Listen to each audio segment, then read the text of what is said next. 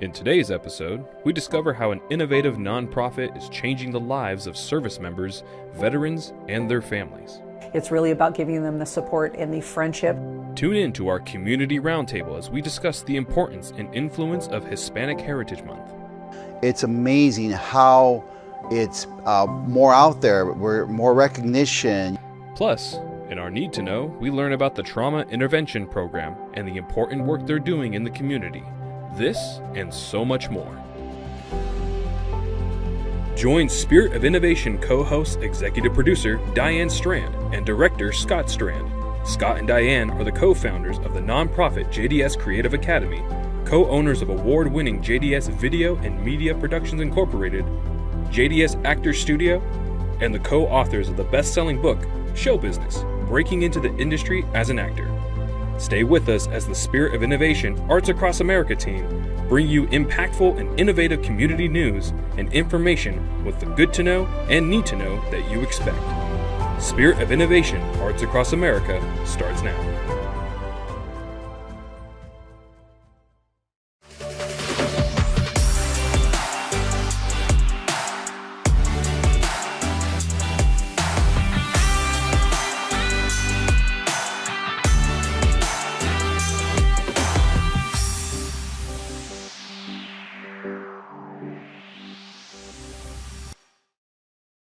Welcome to September's Spirit of Innovation Arts Across America. September has many things to highlight, so we decided to make this a spotlight month with focus on nonprofits and the important work that they do.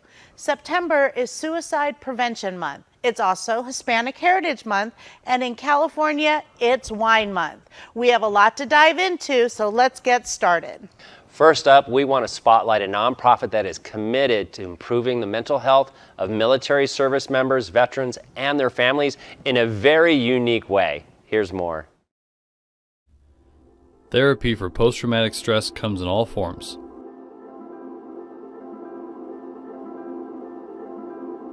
For the nonprofit Warfighter Made, it involves veterans and military service members servicing and driving adrenaline-pumping UTVs. It's really about giving them the support and the friendship to help them get out of their head, really, and know that they have a place that they're supported in and that they have people that they can rely on. For Warfighters Made's co-founder, Robert Blanton, it's also about saving lives, including his own. The military community, both active duty and veterans, we have a really high suicide rate to the point where it varies between 20 to 22 a day. I myself almost became one of those statistics. I had really convinced myself that my wife and my kids would be so much better off without me. When my wife stopped me, she actually made me realize that my thought process was totally skewed. And so we took that negative and we turned it into a positive, and three of us started Warfighter Made as a way to basically look at active duty service members and veterans and be like, hey, I understand what you're going through. I know that feeling, but let me show you a better feeling. One method the nonprofit uses to promote that good feeling is what they call recreational therapy.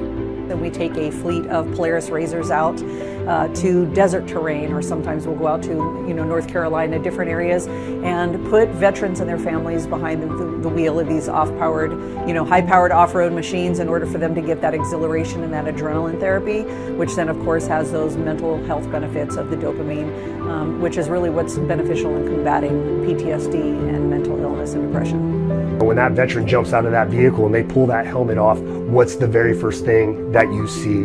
And it's usually always a smile, right? Because it's just, it's a great feeling. It's a different feeling. Warfighters Made camaraderie therapy takes the good feelings even further. We invite all vets from all branches, and what's important for us is all eras. We really love to include our Vietnam veterans in our programs.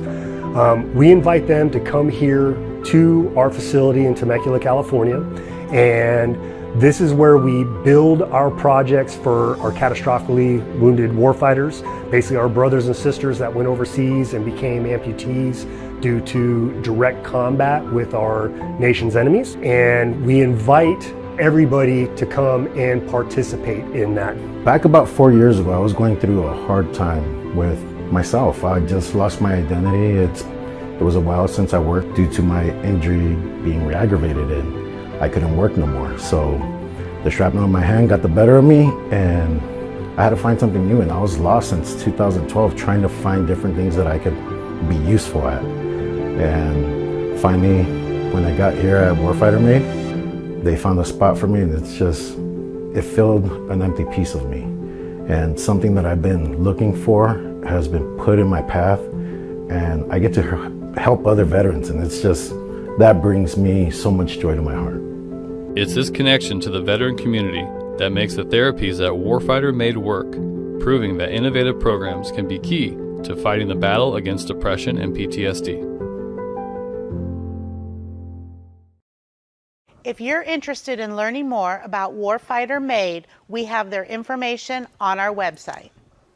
Although it is sometimes difficult to talk about, suicide is an issue that not only affects our veterans and service members, it's also becoming more prevalent among young people. In support of Suicide Prevention Month, we want to offer some statistics and tips to keep in mind that might help make a difference for someone struggling. According to the National Alliance on Mental Health Illness, suicide is the second leading cause of death among 10 to 14-year-olds, and the third leading cause of death among those 15 to 24 years of age. Men are also 4 times more likely to commit suicide than women. HelpGuide.org says there are some warning signs that could indicate someone is struggling. Feelings of hopelessness, self-loathing, constant talk of death, or unexpected goodbye visits and phone calls could be a telltale indicator that someone is in a dark place. Spotting the warning signs are important. Other tips that can be helpful include offering a safe space to talk, seeking out mental health professionals, and additional support assuring that that person is not alone. The National Suicide and Crisis number is 988. They are available 24/7 to assist those during times of emotional distress, crisis, and trauma. Trauma is never an easy emotion to deal with. The Trauma Intervention Program, referred to as TIP, is a national nonprofit that helps provide support to individuals affected by crisis events. Here's more. The Trauma Intervention Program TIP was founded in 1985 by Wayne Fortin, a mental health professional who saw the need for on-scene trauma assistance. Now it's a nationwide organization that serves over 250 cities across the country. It was started out of San Diego. So as he counseled clients, he kept seeing the same thing coming up over and over again, and that was the client's perception of how the emergency system treated them or what the emergency system lacked. So by training volunteers not only on the emotional support part, but also on how the emergency system works, these secondary injuries could be prevented, or that memory tape could be changed. Volunteers provide emotional first aid to those who have just experienced a traumatic event. Oftentimes, volunteers assist individuals as they navigate the grieving process or cope with the aftermath of the trauma. Specially trained volunteers are requested out to trauma scenes, and the volunteer's job on scene is to be emotional and practical support for the survivors. Basically, our volunteers come alongside the survivors, witness their suffering, and provide not only emotional support, protect them from possibly being re-injured or having what we call a secondary injury, as well as we guide the survivors on scene for the first few hours on those steps that need to be taken immediately after the trauma. The Trauma Intervention Program also has a TIP Teen program for those 16 years or older who are interested in becoming volunteers. They can go through the same exact training that our volunteers go through and go on the same exact calls. The only difference is teens will not go out by themselves. They go out with an adult volunteer. but it's great for those teens who are thinking of going into the mental health field, the emergency field, the medical field. And it is also great for the teens because they're equipped with how to provide support to those that are needing it. Volunteers respond to suicides, homicides, and other traumatic calls, giving back to the community in an incredibly unique and personal way. Once you go out on a few calls, you see your own life from a total different light. It just helps us realize that we shouldn't really be sweating the small stuff, right? There's just so much more out there. And I mean, I get goosebumps just thinking about it. TIP really is life-changing to the volunteers that do that work. No one can prevent tragedy from happening, but TIP makes sure that you don't go through it alone. The TIP Trauma Intervention Program does so much incredible work. You can learn more about them on our website. In honor of Hispanic Heritage Month, we wanted to shine a light on some amazing Hispanic-owned businesses and business owners. Our first guest joining us for this month's roundtable is Paul Rangel, CEO and owner of Sofa Spectrum Furniture and Massage Chairs. He is also the Temecula Valley Chamber of Commerce's Citizen of the Year and JDS Creative Academy's newest board member. Also joining us is Rosalie Broderick, the owner and master stylist of Beauty Mark Hair Salon. Welcome back to the Community Roundtable. It's September, and this month we are talking about Hispanic Heritage Month, and we have some amazing business leaders with us, and we're going to talk a little bit about how the Hispanic heritage has had a great impact in the business community, and we're really grateful for your businesses. So as we recognize this month, what does it kind of mean to you, Paul? Hispanic Heritage Month means a lot because I've seen it grow through the years, especially now with social media. It's amazing how it's more out there, more recognition. You see more mariachi festivals and all kinds of things that you see online and becoming more familiar. And I think that a lot of that has to do with social media, more television, a lot of people speaking two languages. I believe there's a lot that has to do with that that's really put it in the forefront. How do you feel about the observance of it? I agree. With technology, networking, I mean, we've been able to grow at a very rapid rate. So from the beginning, I mean, I remember my parents, they were house cleaners and gardeners. And from now, like, we're business owners now. Like, that's a huge difference. Wow. Well, just to tell you a little bit about my dad that came from Mexico way back in the day, and my mother from Nicaragua back in the day. I don't want to say the time period, okay? But I've seen the changes growing up in the county of LA all the way into the Inland Empire, because I grew up in the streets of Los Angeles. Just more business owners, more people of influence that are Latino. So to me, I've seen the progression of changes that has really not only helped themselves as a business owner, but also an outward assistance to the community. I've seen you out at like Hispanic chamber mixers and different things. Yes, I have to share that one of my customers approached me, and her name is Natalia Bracco. She's a realtor in the area, and she says, you know, I'm thinking about starting something to help Latino businesses. And I told her, if you do, I'm in. 2 days later, she called me and we got together with a few other local business entrepreneur and business owners, and we put together a plan to create a directory for the Hispanic Latino community, okay? And then COVID hit. But guess what? We still stayed together as Latino business owners, and instead of being a directory, now we decided to use social media as our base of platform, and we came up with Latinos Talk. We hold business mixers on a monthly basis. We have a couple of celebrations a year, and that's just really taken off to the point now where we're considering possibly becoming a nonprofit to continue to do what we do, and that is to serve the Hispanic Latino community, for them to connect, to collaborate, and to celebrate together. And that's the whole goal and the purpose. That's awesome. That's great. Yeah, that is really awesome. You know, I have to say that's how I found you, is when we were looking for guests for the table. I went right into Google and I said, Hispanic business Temecula, and you were the first person who popped up. I went to your website and I went, I've got to meet her. And so, yeah, so the connection is there for sure. Let me ask you, how do you feel that the county can help support the Hispanic community and the business owners? I feel like they're doing that now. I walked into the city hall and asked them, hey, I want to open up a business.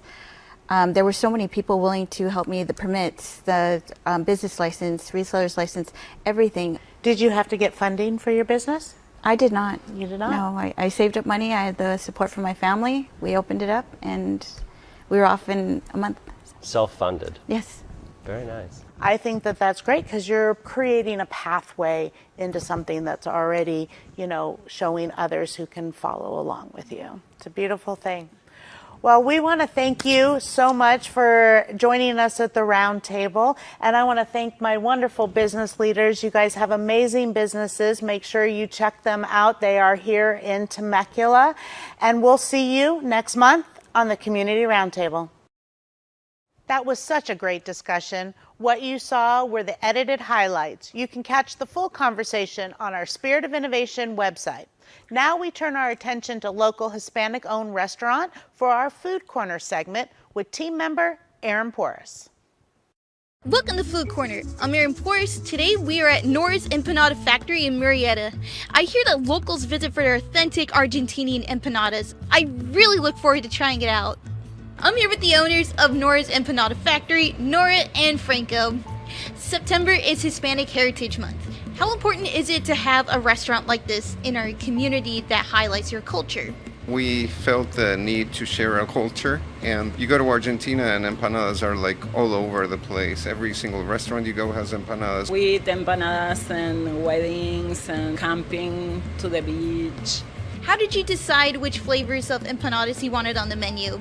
The traditional empanadas are pretty much, if you go to Argentina, like the beef, chicken, spinach, ham and cheese. So we decided to put those first in the menu. And then we decided people from here have maybe a different palate and wanted to give them a different choice. So we added something like a spicy cheese, a pepperoni, buffalo chicken. We have our new one, which is our barbecue pork. I heard you have a signature chimichurri sauce. How does it pair well with the empanadas? Well, chimichurri is a parsley-based vinaigrette, and it pairs delicious with empanadas, pretty much all of them. We have an original and the spicy chimichurri sauce, and it's pretty much like ketchup and fries. So here I have the beef, chicken, and spinach empanadas, and I got some chimichurri sauce, the regular, spicy, and then we got yerba mate with milk. The beef is very nice and juicy, and I do like the peppers in here. I like how there's a bit of spice in that too, in the chimichurri sauce. Yeah, it is like ketchup and fries. The chicken is fully cooked. The seasoning in here really adds to its flavor. The feta cheese adds a lot of flavor into this. You got yerba mate in there with milk and caramel. Overall, I thought these empanadas were extremely delicious. They are house-made. They are made extremely fresh. They're nice and warm. Those are some really authentic empanadas. Be sure to stop by Nora's Empanada Factory and tell them that you saw them on Spirit of Innovation Arts Across America. If you have any restaurant recommendations, send us an email at spiritofinnovation@jdscreativeacademy.org. Now back to you in the studio. Great job as always writing and editing that segment, Aaron. The empanadas were amazing. And the owners of Nora's Empanada Factory donated the food for Aaron to try, which was really cool of them. Next up is Brian and Tyler with some good to know info. Take it away, guys. Here are good to know community happenings in September. Parks should be accessible for everyone. Inclusive playgrounds create spaces for children with and without disabilities to play together. They also eliminate physical and social barriers, providing a fun experience for everyone. In Riverside County, there are several inclusive parks, such as Lincoln Park in Corona, Ecosaur Playground in Temecula, and Fairmount Park in Riverside. The Riverside County Veterans Services Vet-Friendly Business Initiative aims to highlight businesses that honor and support veterans. Businesses that offer benefits such as hiring, preferences, and other services help improve overall veterans' well-being. To become a part of the initiative, you can register your business on the Riverside County Veterans website. Food lovers rejoice. The new weekly Mead Valley Outdoor Marketplace brings food vendors to Paris to create a vibrant and tasty dining experience. Various types of food trucks and trailers, along with a swap meet style market, will be available for everyone to enjoy. The Riverside Medical Clinic Charitable Foundation hosts its annual Bullying Prevention and Wellness Conference in Riverside on September 23rd. Everyone is welcome to attend. The event offers hands-on anti-bullying programs, speakers, and breakout sessions. Also, JDS Creative Academy founder Diane Strand will be speaking at the TEDx event in Temecula. Catch her and all of the other talented speakers there on September 28th. Finally, in honor of California Wine Month, we take a look at the positive economic impact the winery business has on Temecula Valley. The Temecula Valley has become a booming hotspot for wineries, bringing in hundreds of millions of dollars worth of revenue to Riverside County. In 2023, Temecula Valley wineries generated a total of $905 million in economic impact. So we are a little region that could. In 2022, the Wine Institute and the California Association of Wine Grape Growers issued their economic impact report of California wines and wine grapes on the overall economy in California. And this showed that the economic impact on Riverside County was a whopping $2.7 billion in economic activity for the region. Home to 46 of the 93 wineries in Riverside County, Temecula Valley is located in a geographical sweet spot, making wine-related tourism an economic powerhouse. We are primed for great tourism. With that said, Temecula Valley saw 1.2 million paid wine tastings in 2023. That's not counting the 590,000 restaurant visits, 73,000 overnight hotel stays, and almost 400,000 different wine country activities. Riverside County in 2022 saw $487 million in economic activity-related wine tourism. One winery that's been doing big things in the Temecula Valley is Danza del Sol. John Kelleher, who is the founder of Grapeline Wine Tours and president of both Danza and Masa de la Viña Winery, shared exciting changes that he hopes will draw in more visitors. We got ourselves set up with a couple of UTVs, which are these fun off-road vehicles where we can take people out into the vineyards and do tours. We're in the process of building a new tasting room. We'll have a new grand entrance, some members' terraces for our club members, and then we're renovating a space into a new tasting room for our wine, all of which will have views of the vineyards. And then our existing tasting room, we're going to be converting that into a distillery and a speakeasy. With years of experience in the wine business, Kelleher has seen the industry and competition expand across the valley. The biggest changes I've seen in Temecula wine country is just the growth. I've been in Temecula since 1997, and the number of wineries when we started our company, Grapeline, in 2002 was 17. Now there's over 50, about 54 wineries in the close region of Temecula. With California Wine Month in full swing and no shortage of wineries in sight, it's clear the Temecula Valley will be a hotspot destination for years to come. California Wine Month may be in September, but the fun doesn't stop there. You can also sample wine from Danza del Sol and many other local wineries at the Di Portola Wine Trail Harvest Celebration in November. Here at JDS Creative Academy, we are still buzzing from our excitement of our 10-year anniversary celebration. Have a look at the recap.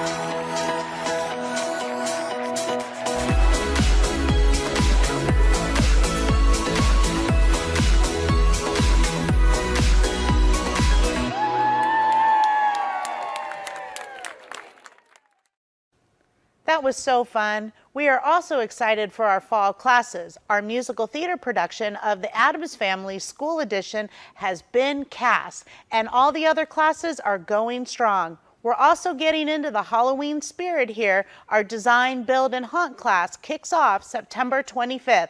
Have a look. Scary skeletons and shivers down your spine. Shrieking skulls will shock your soul, seal your doom tonight. Spooky, scary skeletons speak with such a screech. You'll shake and shudder in surprise when you hear these zombies shriek.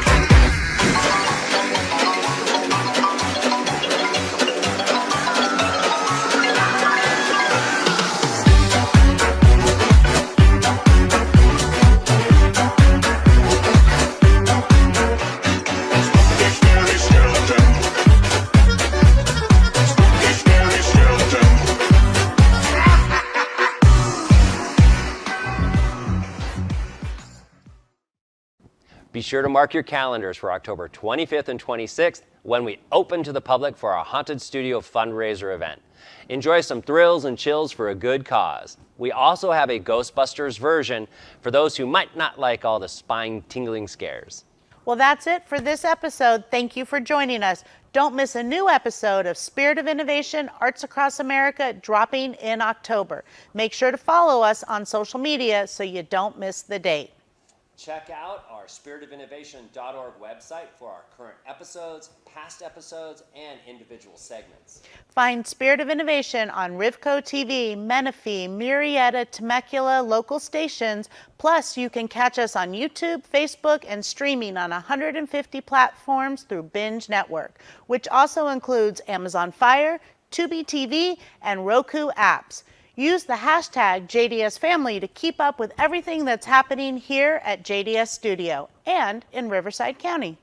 Our SOI training crew has just dropped their next episode of SOI Stories. You can also catch them hosting their podcast, SOI Talk, and on radio station 102.5 The Vine 7 days a week with the JDS Creative Academy Community Spotlight.